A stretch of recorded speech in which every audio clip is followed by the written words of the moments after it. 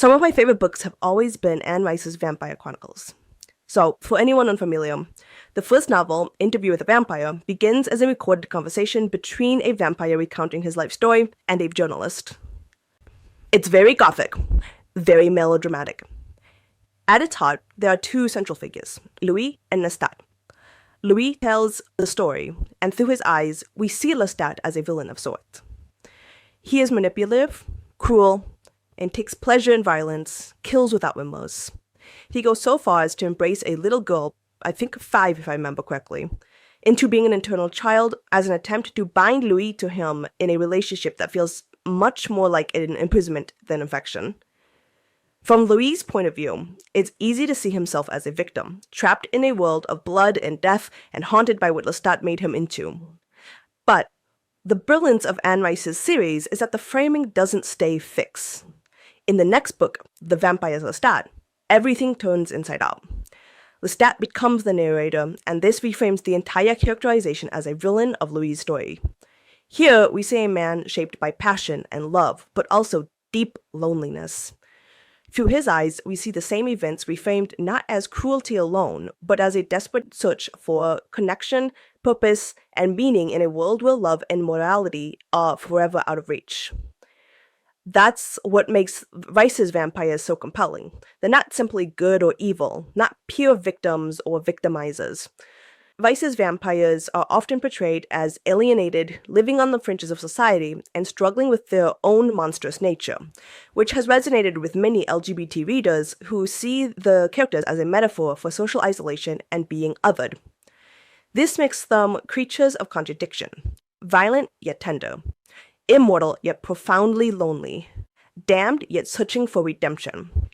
And beneath the supernatural surface, they reflect something deeply human in the ways that they are constantly conflicting between purpose and existence. Or, I guess, the duality of good versus evil. When we think of human conflict, or oppression, or even everyday cruelty, we often fall back on a simple dichotomy. There are victims, and there are victimizers. One side suffers, the other inflicts. It's a framing that feels, I guess, intuitive or morally clarifying. But as psychology and philosophy and even literature reminds us, this division is not always so clear-cut. Victims sometimes become victimizers, and perpetrators are often disturbingly ordinary. In many cases, there is no such thing as a perfect victim. While the idea of morally gray protagonist is hardly new, sometimes it's easier to spot it in the abstract, I guess. For this reason, I want to explore how scholars have approached this tension, and why it matters to distinguish between responsibility on the level of societies and on the level of the individuals.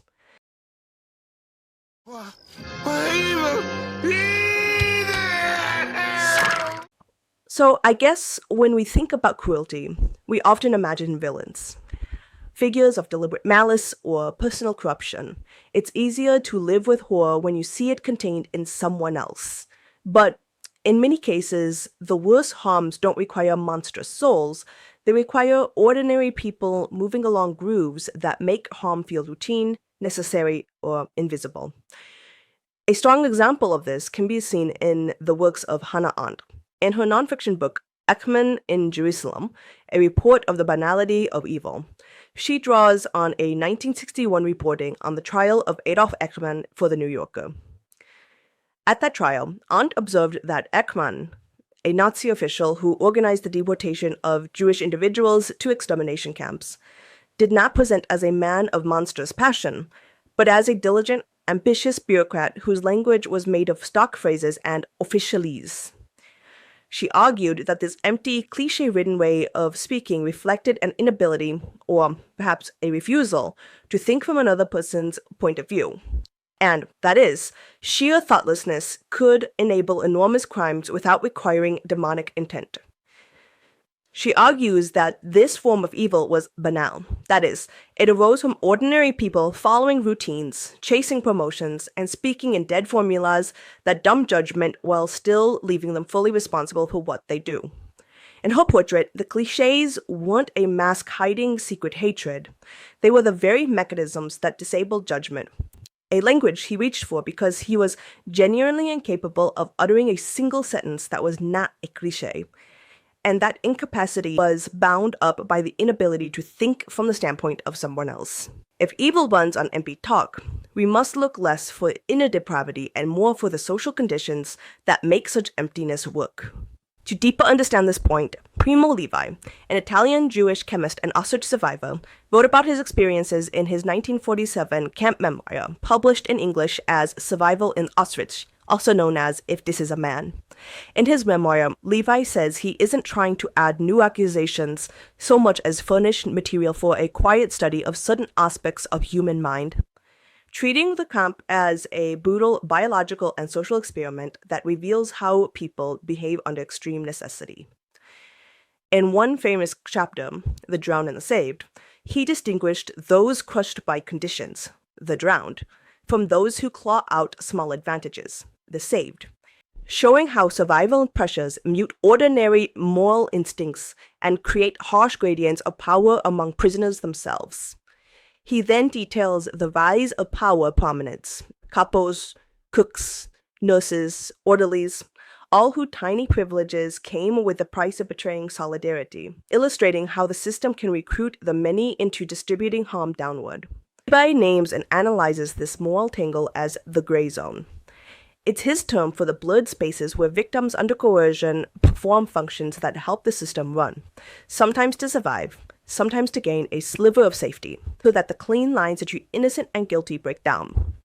The gray zone isn't moral relativism per se. It's a refusal of the cartoon binaries in order to judge more truthfully how totalitarian structures manufacture complicity. Moral injury names the wound that happens when people perpetuate, fail to prevent, or witness acts that violate their deepest moral beliefs. And then they have to live with the fallout, such as guilt, shame, betrayal, loss of trust or meaning, and so on. Contemporary psychological research pulled together the standard formulation, as Jonathan Shay calls it, for a soul wound inflicted by doing something that violates one's own ethics. Unlike PTSD, which is organized mainly around fear and threat responses, moral injury centers on violated values and ruptured relationships as unseen wounds.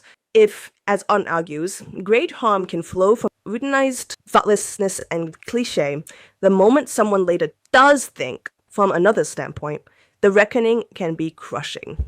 Survival inside cohesive systems often runs through the blurred roles and small betrayals. Many ordinary people end up with responsibility that is disrupted and hard to metabolize. Clinically, attributions matter. The more one reads an event as intentionally evil by themselves or another, or blames oneself, the heavier the psychological toll.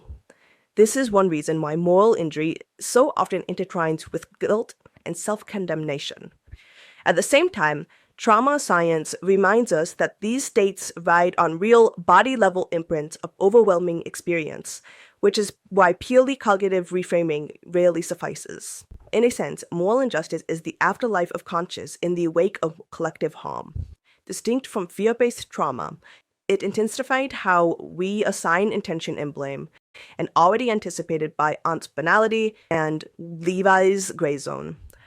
However, when we're really understanding evil on the large scale, we need to understand the ways these banals are carried over in the stories communities tell themselves to feel righteous while doing harm, and the modern routines that make such harm feel neutral. A literary critique to an anthropologist theorist, René Girard developed the first lens in his book Violence and the Sacred, arguing that when a group's anger can't reach its original target, it gets redirected onto a surrogate victim, someone nearby and vulnerable, a scapegoat. This is so that violence can be rebranded as purification and social order restored. He shows how sacrificial substitution works by hiding the displacement itself. The community half knows it has swapped targets, but tells a ritual story that moralizes the harm as necessary for peace. Read alongside with Levi's gray zone, you can see how many small, constrained choices get threaded into a narrative where harming the mocked person feels not merely permissible, but dutiful. In this, participants don't feel like villains. As the stories can get used as a way to cleanse themselves of guilt, the act being casted as a sacrifice rather than cruelty. Shift from myth and ritual to clipboards and forms, and you have Michael Foucault's lens. Historian philosopher writing in Discipline and Punish, Foucault claims that modern power doesn't just forbid, it produces categories and truths throughout everyday techniques, such as grading, charting, examining. This separates the normal from the deviant and makes intervention seem reasonable. At the center of the examination, a ritualized normalizing gaze that qualifies, classifies, and punishes turns people into cases to be measured and corrected. The panopticon is his emblem, a layout where constant possible observation makes individuals internalize the rules. He becomes the principle of his own subjection, so that authority can lighten its visible force while deepening its effects. In this register, what we call evil often moves as paperwork. Once institutions define a type of lifestyle or an individual as risky or corrigible, ordinary functionaries can feel they are doing the rational, even benevolent thing. This causes complicity to spread through the routine, conscious dulled by formula, and harm made thinkable by the grid that says who may be acted upon. So here, to see what I mean by evil as a collective equilibrium, let's shift the lens to post-war Japan and the critic that made the shift feel urgent. Masao Maruyama was the country's foremost post-war political thinker, and his target was not a single villain, but the web of habits, slogans, and institutional routines that had carried Japan to catastrophe. In his essays, later gathered as Thoughts and Behavior in Modern Japanese Politics, he argued that what the Allies vaguely called ultra-nationalism was best grasped as a historical abstraction, an ideological structure that fused the state's value system directly to non-state domains and trained people to experience themselves as extensions of a state that no longer sought legitimacy outside itself. In that fusion, society becomes a statified society, a power mechanism that generates its own justifications and draws ordinary people into its momentum. Maruyama stresses that this was a post-war analytical stance. He openly acknowledged the abstraction of his model and used it to locate, across Meiji through the Pacific War, the ideological elements that made mass complicity thinkable and livable. Once you listen with Maruyama's ear, you hear how language and rank do the daily work. Wartime discourse, as he and later commentators note, ran on watchwords rather than arguments, and ideas like nation, or emperor, or sacrifice, which became cues more than claims, dissolving accountability by distributing it. People felt borne along by an order, even as they bore it forward. In this, wartime Japan's evil wasn't born from a single tyrant, but from a mesh of institutions and slogans that channeled ordinary behavior. As Maruyama notes, ultra-nationalism lacked a coherent doctrine and instead worked through the psychological coercion and watchwords that funneled people into a single track.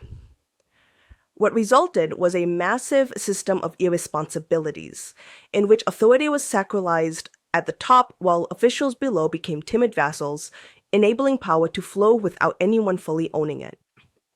On the ground, that structure converted the previously oppressed mere subjects into soldiers. Once linked to the emperor's ultimate value, felt an infinite superiority abroad.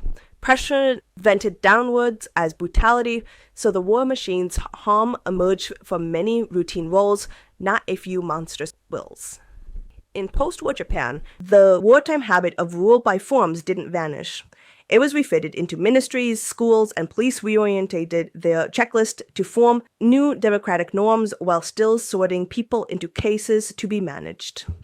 Entrance exams, residency registers, and public order campaigns became everyday sites that produced the normal national subject and mocked the deviant, political radicals, foreigners, the nonconforming, and so on for correction. In Maruyama's term, the psychology of irresponsibility persisted inside these routines. Individuals felt they were simply doing their job while the machinery defined whom it was reasonable to discipline. In that light, much contemporary evil presents as paperwork, The point is not that no one chooses, but that many choose inside a grid that makes harmful choices look reasonable. When rank and ritual script everyday life, cliches start doing our thinking. You can see the same diffusion at work in contemporary media and minor party rhetoric. Periodic TV segments, tabloid headlines, ward-level manor posters that single out foreign residents, who are but a small minority in the population, frame the problem as proximate and legitimate. Litter here, language there, nightlife trouble in this district. Once that story repeats, then teachers, landlords, shopkeepers, and patrols don't feel like they're targeting people. They feel like they're just keeping order. It's not that they dislike foreigners. It's simply that foreigners can't understand the culture. If you can't respect the culture, might as well go home after all. It's Gerald's substitution written as a public service announcement. Ambient anxieties about labor, crime, or post-pandemic tourism get displaced onto the nearest visible outsider, and Foucault's grid takes it from there. Status checks, extra forms, discretionary stops. Also that ordinary functionaries move the harm along under the banner of procedure. Sanseito's Nihonjin Fasto, or Japanese people first line, works the same nerve that America first did in the US. A simple hierarchy dressed up as common sense. You can see the diffusion whether we're talking about America or Japan, and sayings like law and order. When loyalty oaths and blacklists, like in the McCarthy area, stop and fix quotas, zero tolerance for school policies, or three-stage sentencing turn people into cases to be processed. It recodes complex social trade-offs into the moral reflex. Protect us from them. This invites paperwork and policy to operationalize this boundary and leaves individuals telling themselves they're only following the rules. Read with Maruyama, this is precisely the psychology of irresponsibility in democratic key. Slogans displays arguments, rank and routine do the rest, and responsibility doesn't vanish, it just spreads. People experience themselves as small cogs, yet their small obediences add up to large cruelties. This is why Maruyama's historical abstraction still bites. It captures how ordinary agency gets braided into extraordinary harm without invoking monsters. Which right here is where the discussion of moral injuries is important. Once rank and ritual do the scripting and slogans do the thinking, people start taking tiny actions that feel administratively correct but personally off. The teacher who writes up a non-conforming student just because the handbook says so. The word clerk who adds one more form for a foreign resident just because it's the rule. The shopkeeper who asks for an extra ID because the poster suggested vigilance. None of these actors think, I'm choosing harm. Each tells themselves, I'm just doing my job. It's just a little inconvenience. It can't be helped. Responsibility spreads across the grid. Intent thins out, but the act remains. And because the act contradicts quieter moral commitment, like standing up for the weak or don't hurt others, be inclusive, the person absorbs a small wound to their consciousness. It's barely felt at first, save for maybe perhaps a mild discomfort or kind of social awkwardness. Then the second time it gets easier. Then the third time, it's now routine. That's the foot in the door of complicity that helps us see from different angles. The euphemisms and cliches like law and order, or meiwaku ga kakenai, or it's policy. These numb judgment just enough to permit the small step. The institutional grid supplies the paperwork, handbooks, checklists, quotas, dashboards, and that reframes the step as reasonable. The sacrificial storyline relocates ambient anxiety onto someone close by, legible, and already a part of the perceived outgroup, so that the step feels dutiful. And the psychology of irresponsibility seals it. I didn't decide this, it's just the norm. It's just part of my culture. Each small step is a tiny betrayal of one's own better self, and each tiny betrayal is a tiny moral injury. Over time, these micro-injuries either accumulate into a callus or into a breaking point. The callus is moral numbing. You learn to stop hearing the protest in your head. You speak in procedure. You mistake compliance for virtue. The breaking point is the moment the next request can't be reconciled, and the wound becomes unmistakably yours. Shame, anger, the sense that you have become someone you did not consent to be.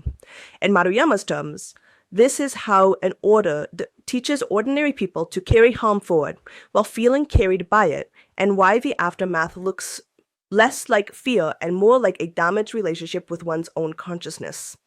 The fusion makes small transgressions feel necessary. Repetition makes them feel normal. The self either hardens against its own moral sense or finally refuses, precisely because the next injury would break what's left.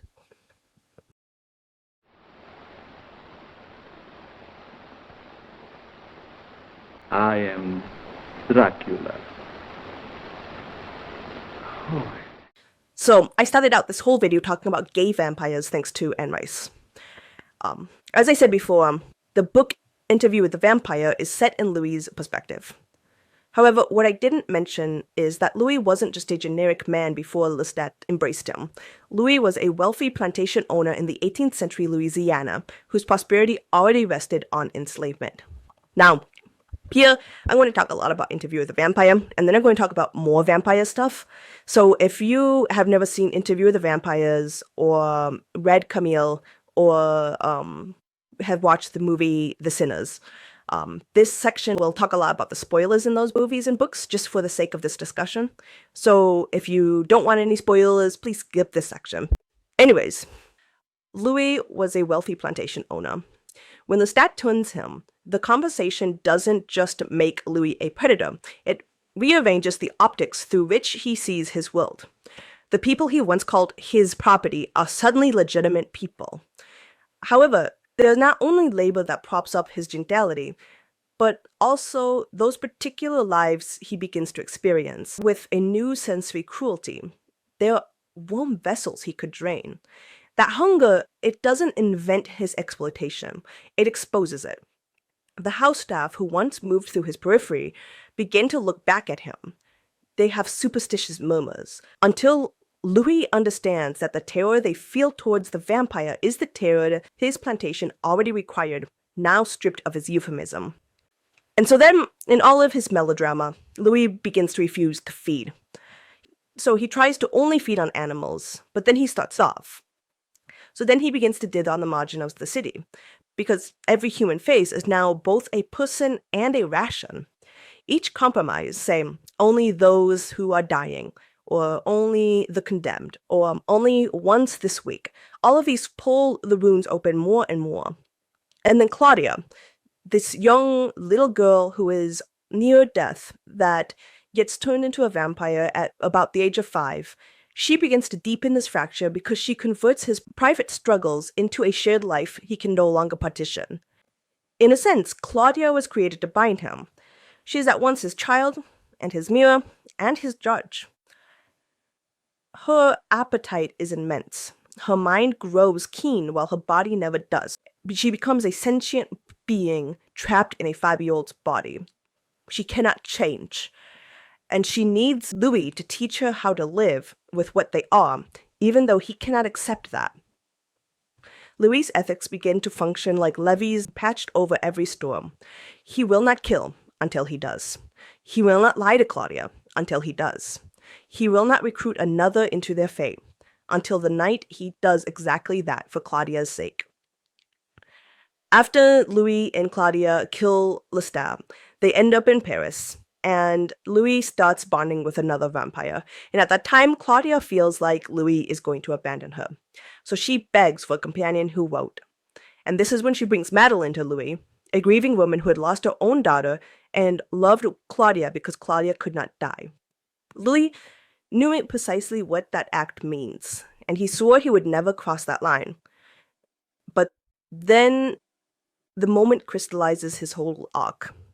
To spare Claudia another cycle of abandonment, he abandons his last intact prohibition.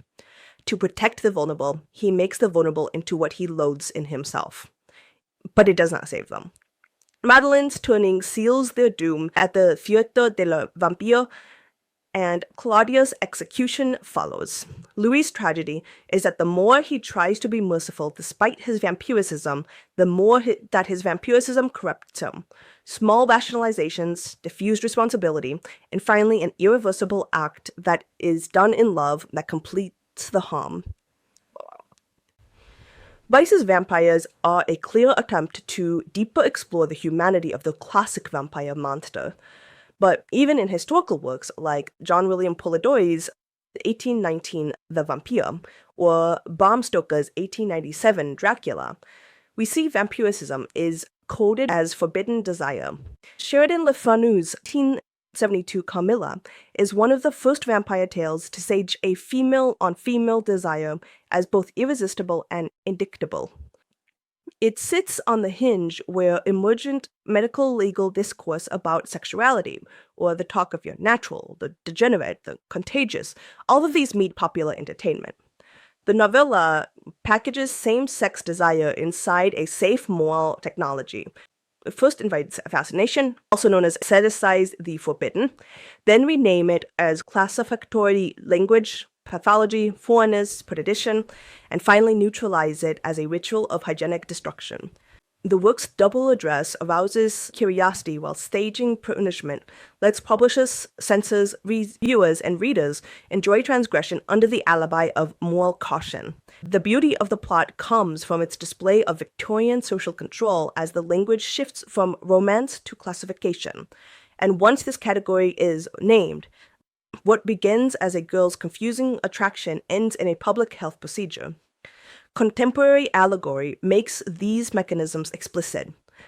Now, to shift focus, perhaps one of my favorite deconstructions of evil, especially in the American context, comes from the 2025 vampire movie Sinners. In Sinners, the vampire threat isn't a case study in moral injury so much as a predatory answer to people stripped of heritage. The film makes the lure work precisely because both sides carry losses. We have Black Southerners whose histories have been suppressed or broken by segregation and slavery, and Remick himself, an Irish immigrant whose own ancestral memory has been flattened by British colonization and American whiteness.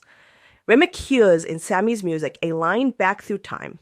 He wants in on the continuity, and he sells vampiricism as exactly that, an internal community, a way to defeat mortal enemies like the Clan, a shortcut to belonging. But the community he offers is assimilation by annihilation. Turning means the self dissolves into a single will, a hive that erases the very identities it promises to honor. The juke joint's joy, the names, the jokes, the riffs, the call and response, all of this gets replaced by uniform hunger. That's why the pitch is so dangerous. It speaks to real wounds of erasure, such as Remick's Irishness absorbed into whiteness, or Black culture disciplined and policed. Then it answers them with a cure that destroys what was missing in the first place, a living, particular human lineage. Read this way, the vampires aren't complicit anti-heroes. They are evangelists of obliteration. Remick's longing is legitimate. He wants to belong to history again, but the method is conquest disguised as kinship. The film's human core pushes back in small, stubborn ways. Smoke can't kill Stack. Grief still registers when Annie dies. The music keeps insisting on persons, not parts. The contrast is the point. Vampiricism promises an end to vulnerable by severing you from the very identities that made you vulnerable. The juke joint promises nothing but a night together and a song that remembers where it came from. In this, cultural erasure makes people susceptible to counterfeit communities, and Sinners show how the oldest vampire lie, join us and you'll finally be free, preys on exactly that loss. So here's how Sinners make the power of whiteness visible and why Remick's Irishness matters. First, take whiteness not as a feeling, but as a structural position that carries default authority while hiding itself in normalcy. Recent sociology treats whiteness as both an identity and a system that organizes privilege. Its force often works best when it feels invisible or common sense, and colorblind talk helps keep that system unmarked. This same literature traces how various European groups, including the Irish, moved over time into whiteness to gain security and power as they shed particular ethnic marks.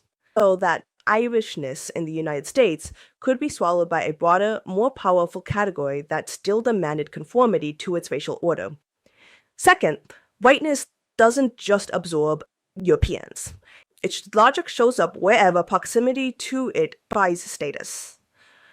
Boucard's ethnography of Sao Tome shows a black majority society where a local group secures authority through imagined and historical proximity to whiteness, leased through language and prestige, proof that whiteness operates as a scalable position others can align with or be measured against. The point of this reading of Sinners is comparative. The lure is not becoming right, it's gain protection and standing by moving closer to the thing that rules the hierarchy, even if that movement erases what you were. Now, map those touchpoints onto Sinner. Remick is written as an Irish immigrant whose own ethnicity and cultural history has been flattened first in centuries of cultural erasure and genocide by the British, and second inside American whiteness. His hunger for Sammy's music is a hunger for particular heritage, something whiteness in America historically offered to trade for security. The pitch he makes to Black Southerners, immortality, power to crush the Klan, a timeless community. All of this is exactly how dominance sells itself. Escape danger by joining me. But the vampire community is the reveal. It destroys identity and folds distinct lives into a single will. The supernatural version of how the dominant order absorbs difference while demanding obedience. The film shows how whiteness converts loss. The offer looks like safety. The price becomes fungible. In McDurb's term, that's whiteness in its totalizing default dressed up as neutrality and protection. It's the politics of proximity that power attaches to those who align with the dominant scale, even when the aligners are not themselves white. So the vampire bargain is a whiteness bargain.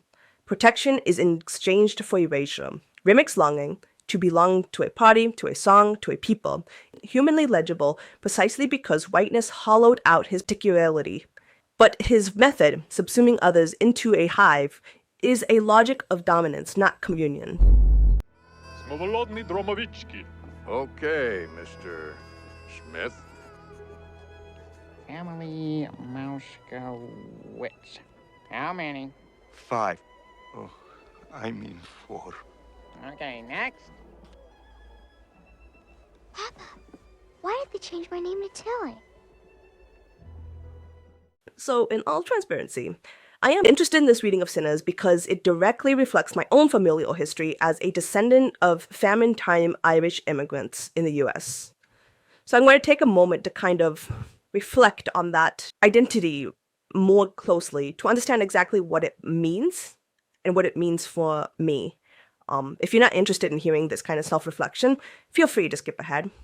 But I remember distinctly my grandma talking about the famine times. Actually, the first time I remember, I was sitting in the car and I was looking out on probably a cornfield, but it was very early in the year, so it was like the corn wasn't growing up yet. It was very muddy. And I remember my grandma in the car talking about this famine where all the potatoes died, and my brain couldn't really comprehend that. I mean, we ate potatoes all the time. The idea of all the potatoes dying felt like an impossibility to me. And she was talking about how everyone was starving. The narrative was that there were no potatoes, so we came to the US. What I didn't know until later was that the story is a lot more complex than that. It didn't start with dying potatoes, and it didn't disappear as soon as we crossed Ellis Island. Before the blight that killed all the potatoes, Ireland had already been remade by British colonial rule into a tenant-farmer economy. So the land was concentrated under absentee landlords, Catholics were dispossessed, and chronic poverty pushed the rural poor into a calorie-dense potato. So when the blight struck around 1845 to 1852, food was still exported from Ireland. Evictions surged, and London laissez-faire meant relief proved fatally slow and narrow. So a crop disease became mass starvation and forced migration. But not because there was no food, but because all the food was continuously taken from them. And so the Irish population fell from over 8 million in 1841 to about 6.6 million by 1852, with approximately 1 million people dying from starvation and disease, and another 2 million immigrating to countries like the US. On arrival to the US, famine-time Irish met nativists' anti-Catholic hostility. Signs like "No Irish Need to Apply" hung in workplaces, and police and municipal systems treated them like an underclass. The Irish people thus crowded into dangerous, low-wage urban work and tenements. To survive, many had no choice but to trade their distinct Irishness for entry into a broader white category, gaining security and political power at the cost of pressure to conform to America's racial hierarchy. This means to be Irish American is to carry both a system of being an outsider and yet yearning for legitimacy, but also joining this legitimacy through embracing whiteness, in which case the Irish ethnicity no longer becomes an authentic ethnicity, but instead a commercialized fun thing that we celebrate on things like St. Patrick's Day. The descendants of famine survivors built their lives through blue-collar labor, endured poverty and illness, and carried inner family conflicts that echoes the fractures of a colonized people. And thus, many Irish Catholics did become police officers, partly because they were excluded from other jobs based on anti-Catholic. They distinctly sought security in the very structures of American rightness that demanded silence and the abuse of power to maintain. This trauma, especially in its suppression, directly affects us in the modern day. We can't ignore the ways experienced systemic violence affected the communities that grew out of them, be it in changes in the inherent eating habits, intergenerational maladaptive coping techniques, and cycles of violence within family systems. These patterns of behaviors can cause direct causal contact through generations, causing the traumatized person escaping the systemic violence to perpetuate the same trauma on subsequent generations. On top of this, a long-term systemic erasure of important familial cultural norms has been ongoing, both in the intentional cultural erasure from colonization and the unintentional cultural erasure as a survival tactic to assimilate to American rightness. This removes traditional resiliency building practices and replaces them with an inauthentic model, creating a suppression of acknowledgement towards the underlying cycles of abuse, which perpetuate the violence of colonization, famine, and genocide between each generation. These cycles of abuse can be linked to familial shame, which has been learned from art history and used as a key mechanism of our suppression. I can also easily see this in my own family, as the social facade has been emphasized across multiple generations, where the facade of being a good Christian causes the older generations to shame and punish the younger generations for not appearing a particular way, simultaneously covering up deeper unseen crimes like physical violence, sexual abuse, and bullying. In a sense, failing to perform the ideals constructed by the facade of whiteness was a higher crime than causing a deeply rooted harm to one another as long as that harm was not publicly visible. Yet, to unpack this family history, there is both sides. We are descendants of famine survivors who carry inherent wounds of colonization, while also heading the responsibility for the ways assimilation into American whiteness has perpetuated harms both within our family unit, but also externally as we adopt positions of symbolic power, like adoption of racist tendencies as social signifiers of our whiteness. It's not about canceling one suffering for another, but facing the truth that we as Irish Americans are both victims of history and participants in a system that victimizes others. The same history that made us victims also gave us a place in systems that victimize others, especially as Irish Americans learn to claim power in America through assimilation. To confront this is not to simply retell history, but as Maruyama insists, to treat self-recognition as a transformation. This is why Remick from Sinners speaks so much to me.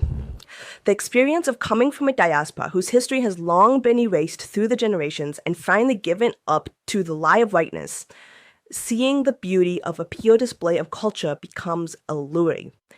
the need to connect to the past that has been stolen creates such a deep injury that it is incredibly hard to fill. The moral injuries don't start with a single person's actions in this case. If moral injury begins as a nick to consciousness, assimilation into whiteness scales those nicks into the social level. To be safe, to be employable, to belong, to learn the scripts of power, policing the rowdy, laughing at the right jokes, overlooking a slur, taking the steady job inside institutions that keep the hierarchy intact. For famine time Irish, the bargain was brutally simple. Trade your Irishness for proximity to the dominant order. That trade then demanded performances that harmed others, such as our black neighbors or other immigrants, and harmed ourselves. The injuries stop being private psychology and become public routine, signing the form, enforcing the rule, accepting the promotion that now asks you to do the thing your grandparents once suffered. At that point, you either double down, normalize the harm as how the world works, or you try to heal by rerouting, reconnecting to the past that wasn't allowed to survive intact. That's why Sinners hit so well. Sammy Moore's music isn't just beautiful. It is a method of memory, naming ancestors, carrying grief and joy forward, rebuilding a we that wasn't permitted to keep its records. Rimick hears it and wants it as a cure. He tries to consume what he lacks, to replace the erased Irish particular with an eternal counterfeit. But the vampire community is a lie whiteness has always told. Belonging through erasure, power through obedience, safety for the price of a face and name. Same choice keeps returning in different clothes, reinforce the system and call the harm normal, or repair the lineage and accept the cost of staying human. The point isn't to cancel one history with another. It's to hold both truths at once. Descendants of the colonized who also learn in America to participate in structures that colonize and then, as Maruyama insists, to make self-recognition a transformation rather than an alibi. Music, language, ritual, whatever lets us remember without devouring, becomes the counter-training, a way to belong that doesn't require someone else's disappearance, and a way to stop passing our injuries along. For a while now, we've been talking a lot about explicit harm, banal evil, all these beautiful things, and affirming a lot through different historical contexts. But evil is not just in history. It's not all just a product of their time in the past. There are many examples of explicit harm in modern day, be it the war against the Palestinian people, attacks on Somalia, the hunger in Mali, and so on. All of these may have historical roots, but they still exist today. Of course, they all deserve some serious attention. But I'm going to focus my attention right now to the direct harms in anti-immigration culture. The reason is, this is something I have a lot more personal experience with, so I have a lot more well-organized thoughts on the topic. I'm approaching these topics, in a sense, from both sides. I grew up in the United States. I grew up moving across several states and spending a lot of time in immigrant-heavy neighborhoods. So some of my closest friends and family came to the US from elsewhere. Meaning the debates about immigration was never abstract to me. They were like the dinner table realities. Now, I live in Japan as an immigrant myself, and my academic work looks at social bias and how it shapes communication and Japanese language use within immigrant communities. So, this is both personal and academic to me. This video, what I want to understand is the culture that's forming around today's anti-immigration sentiment. I'm focusing on the US and Japan, not because they're identical, but because I know them from the inside in different ways. But the concern exists in many different parts of the world today. There are anti-immigrant sentiments, and they are causing harm across Europe, US, Australia, even here in Asia. In the United States, though, the current is, I would say, much more severe than in Japan. The US immigration system for a while now, but particularly under this current administration, has also drawn attention for its treatment of detained individuals. These policies have caused a rapid rise in actions of ICE, or the American Immigration Enforcement Officers. This federal approach on the ground is a mass deportation posture built for spectacle and intimidation. This has led to tactics that were once unthinkable in civil enforcement. Masked teams stepped from unmarked vehicles at places like Home Depot or courthouse detentions of sobbing families, agents refusing to identify themselves. These are now being presented as standard procedure, even as videos of these operations ricochet across social media and harden opposition.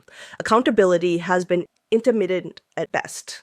Complaints of racial profiling and prolonged detentions now include U.S. citizens and lawful residents swept up by mistakes. Meanwhile, resources are being siphoned from other public safety priorities to meet immigration arrest targets, even as the same agencies insist the posture is about security. The predictable result is a feedback loop. Tougher stunts on camera to prove resolve, more viral footage of overreach, more grassroots pushbacks, not orchestrated by politicians, and then another round of official statements blaming rhetoric rather than choices.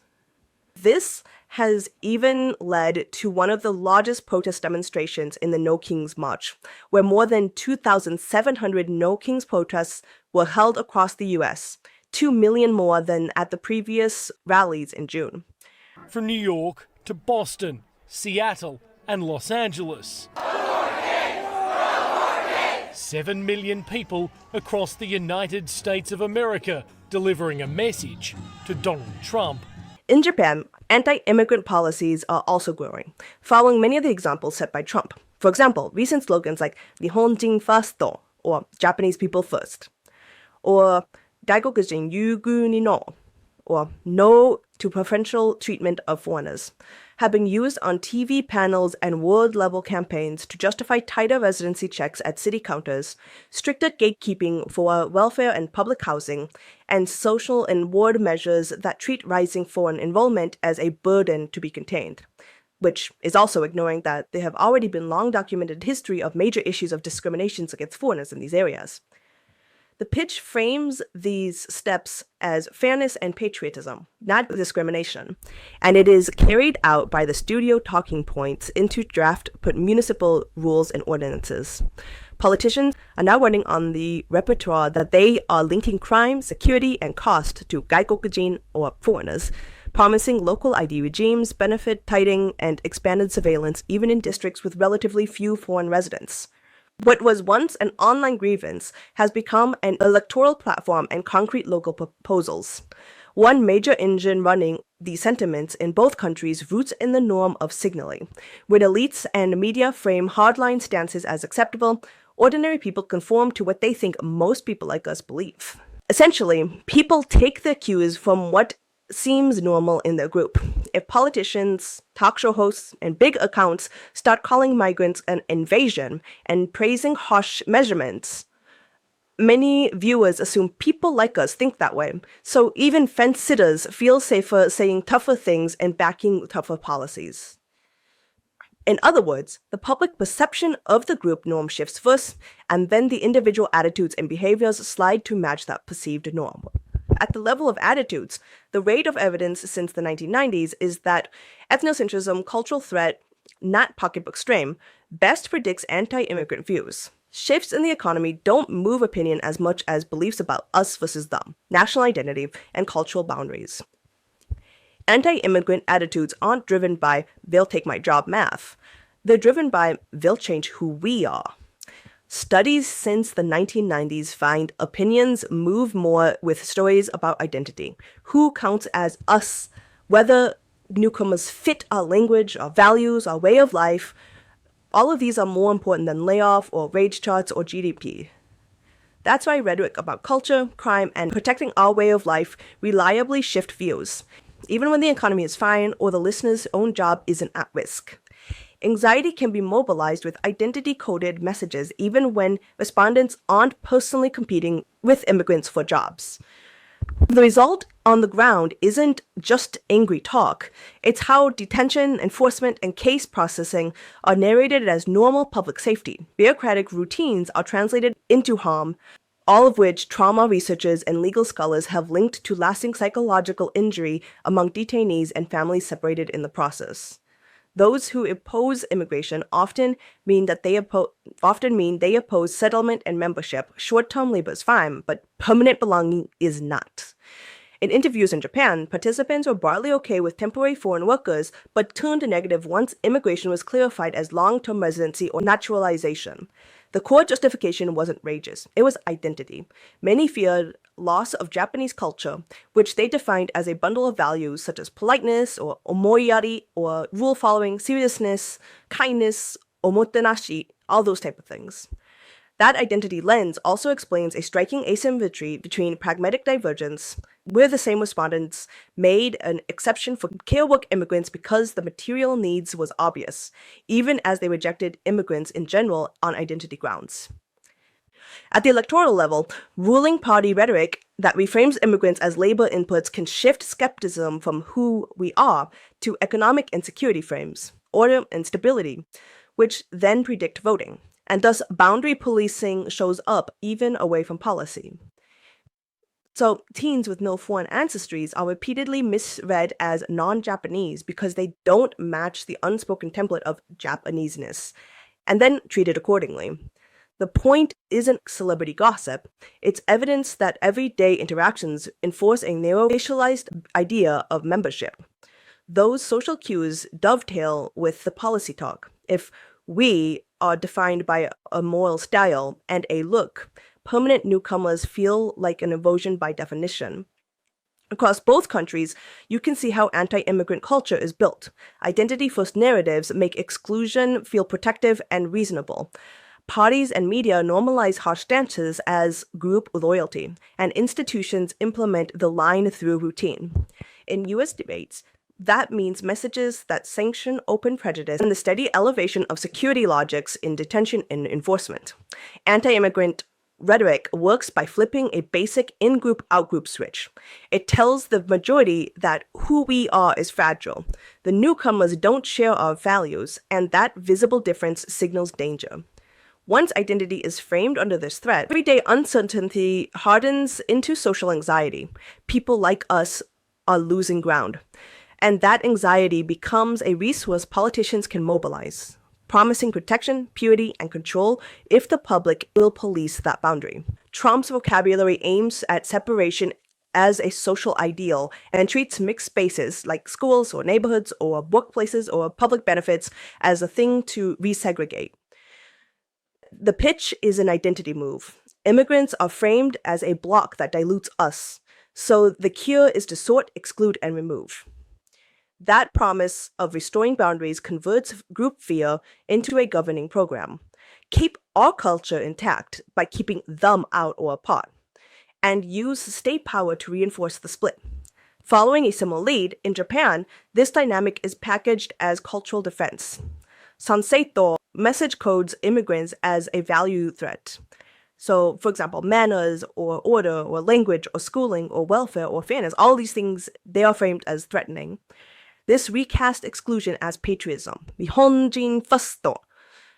The point is that it's drawing a bright line between us and them, so minor fractions such as mistakes in trash sorting or paperwork or the classroom language or sitting on the floor of buses or not doing the right thing on the train, all of these can be read as proof of civilizational strain. That story generates a low-grade anxiety. If they settle, we change, which then justifies concrete asks such as ID checks or service gatekeeping or public order crackdowns, and this gives candidates a ready-made platform. Across both cases, the mechanisms are identical. Define a threatened we. Cast immigrants as a value or purity problem rather than neighbors with claims, and then watch anxiety raise. Then translate these feelings into platforms. Sanseito's cultural purity plank in Japan trumps segregationalist immigration agenda in the US. The results are not just harsher talk, but routines that make exclusion feel like common sense, and that's how an identity story becomes a policy machine. And from there, the average American citizen or the average Japanese citizen keeps making small infractions on the immigrants or the outgroup's rights, all of which create moral injuries, reinforcing the machine altogether. If we're tracking how evil permeates the diffusion, these are the current pathways. 1. Messages that make exclusion a badge of belonging. 2. Identity that recodes care as contamination. And 3. Workflows that standardize separations, holds, and quiet refusals. What Auden called cliché now arrives as campaign language. So, make America great again. Law and order. Nihonjin first. These aren't arguments. They're ready-made judgments that separate the work of thinking from another standpoint. But these acts also are not rooted in the little steps of policies push us to make, but in a long cultural history filled with cultural narratives that have existed in the undercurrents of history.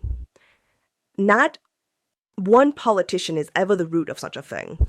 The worst political evils do not hinge on a few villains, but on a long, sedimented way of organizing life, an ideological wiring diagram that fuses the state's value system into schools or offices or media or neighborhood routines or speech habits.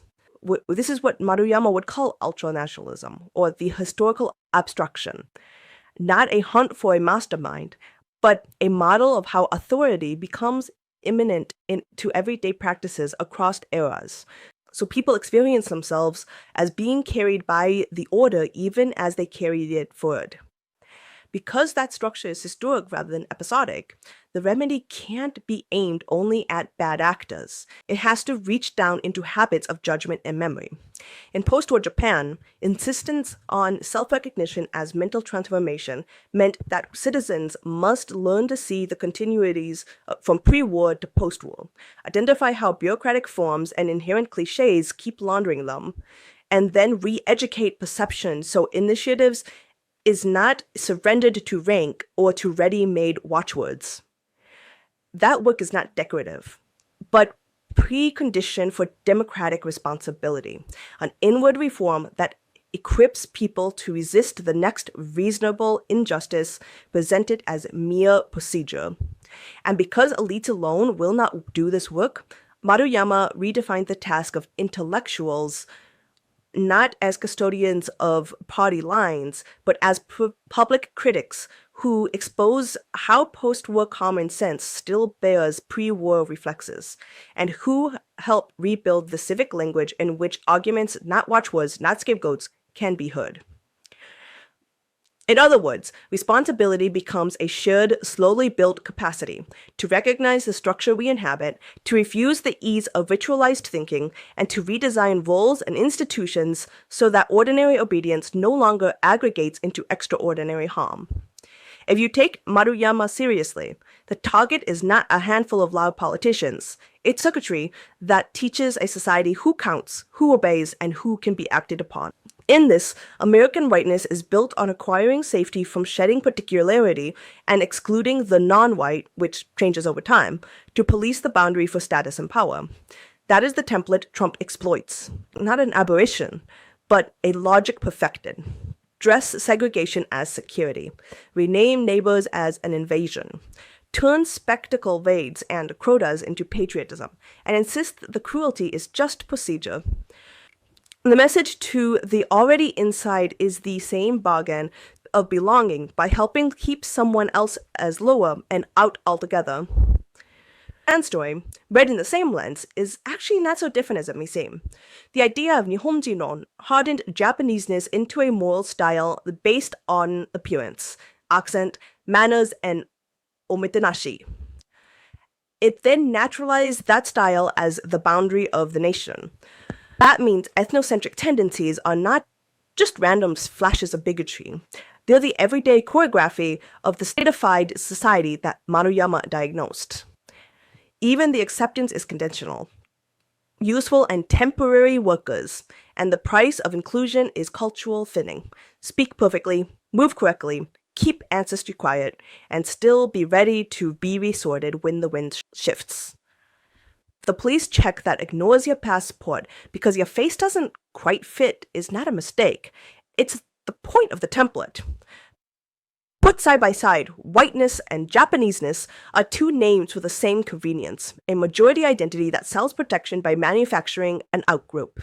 Both rely on the Gaudian swap, where the displaced diffuse anxieties about crime, wages, or change onto the legitimate scapegoat. In both countries, the harm scales because it feels like compliance. That is exactly the psychology of irresponsibility in a democratic key. No dictator is actually required. Watchword carries the judgment, and ordinary roles carry the blow. The critique must be scathing because the alibi is so soft. In the United States, Trump's mass deportation politics aren't a hard pivot from the past. They are a fluent expression of it.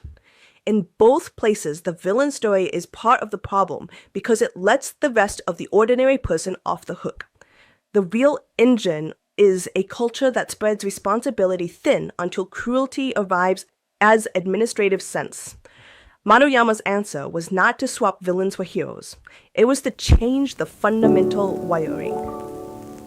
Give me your tired, your poor, your huddled masses yearning to breathe free, the wretched refuse of your teeming shore.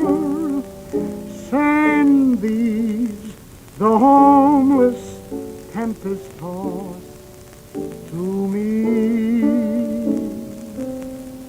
I lift my lamp beside the golden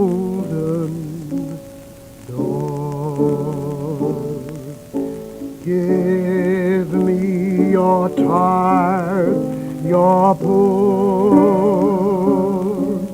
your huddled masses yearning to breathe free, the wretched refuse of your teeming shore.